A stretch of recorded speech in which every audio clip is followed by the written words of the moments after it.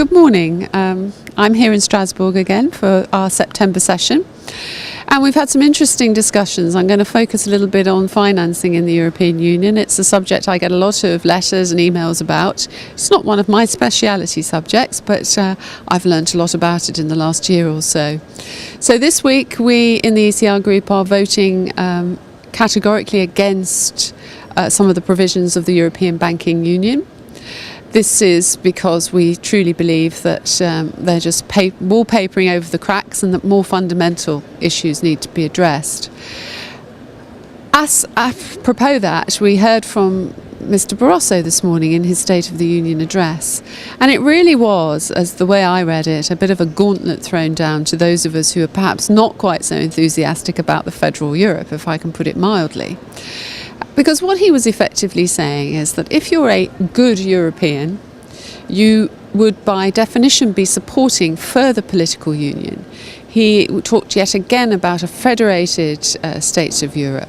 He was at pains to point out that this did not mean the United States, but we all know that in effect what he means is something similar to each member state being like a state in the United States and the federal government having control over a large chunk of the budget. Well, I'm afraid we're just not going to go down that route in the European Conservative and Reformist group. And he may think that by appealing to what I call the populist movement here in Europe, which is let's all get together, spend more of our taxpayers' money, actually he's moving well away from a position that the people of Europe will support. And I've always thought that we British were out on a Eurosceptic limb to some extent. But, you know, the more I'm here, the more I realise that those sentiments that are expressed to me all the time are actually very alive and well, growing and thriving in other European countries. I had a meeting last night where a number of Dutch MEPs were present, for example, and it was a meeting about bioeconomy, and it wasn't really to do with federalism, but clearly talking about the Dutch election, which is taking place as I speak now back in Holland. This is a clear contest between the tax and spend left, who believe that that can best be done in a European context and look towards Europe for more federal control, and the more, I think, conservative style right in Holland, who believe that you have to control public spending and it's up to the member states to take those actions, not up to Europe to direct. Just remember that the Dutch, because they're part of the Eurozone, are being asked to take financial steps which other parts of the Eurozone who are in fiscal trouble, like Greece and Spain, are balking at taking. And quite frankly, why should they do that?